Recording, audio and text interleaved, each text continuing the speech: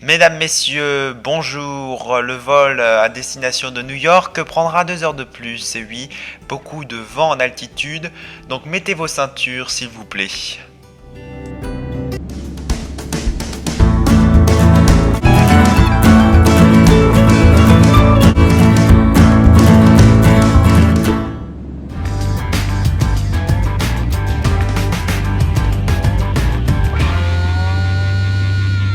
Et bonjour à tous, je vous retrouve pour une question météo sur le Jetstream. Et oui, ça fait longtemps que j'ai plus fait de questions météo. Et aujourd'hui, vraiment, on va partir dans le ciel. Le Jetstream est un vent puissant. C'est lui qui emmagasine, bien sûr, et qui nous rapporte toutes ces tempêtes en hiver comme un rail de chemin de fer, et lui qui fonce, bien sûr, dans nos latitudes. C'est une ligne qui délimite l'air chaud et l'air froid. Il joue le rôle de moteur comme une sorte de mécanisme, et oui, qui circule d'ouest en est, et ce, sur les 2 hémisphères.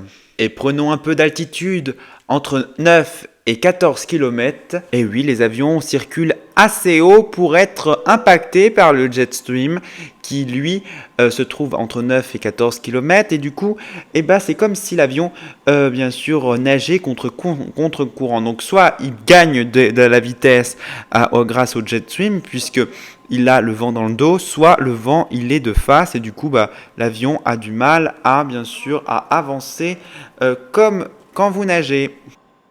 Il y a en fait 2 Jetstream, et oui, le jet polaire et le jet subtropical, et oui, qui est la délimitation entre l'air chaud et l'air tempéré, alors que le jet polaire, c'est l'air tempéré et l'air froid polaire. On peut se demander pourquoi le Jetstream oscille entre 9 et 14 km d'altitude. C'est parce que l'atmosphère est beaucoup plus haute au niveau de l'équateur qu'au niveau des pôles, puisque l'atmosphère n'est pas comme une sphère ronde, hein.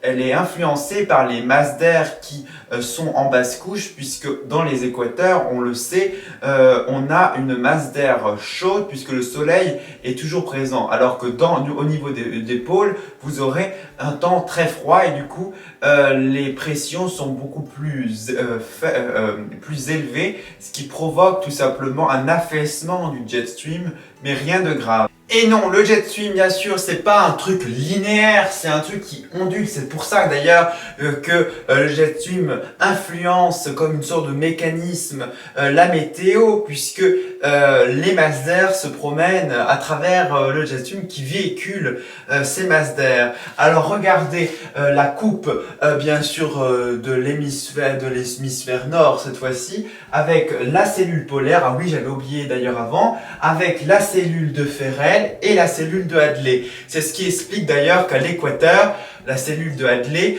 provoque de forts orages. Et oui, les orages, c'est au niveau des tropiques, hein.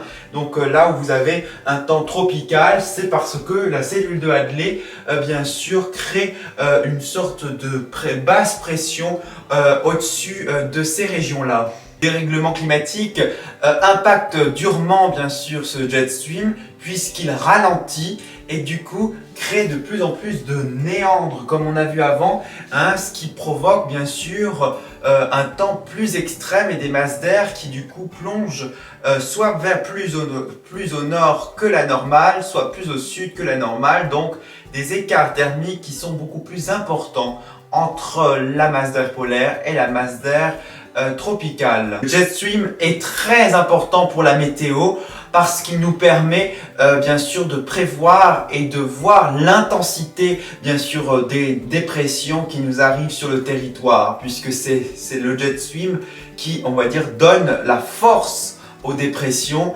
bien sûr, donc aux tempêtes, puisque c'est souvent ça qui nous impacte le plus.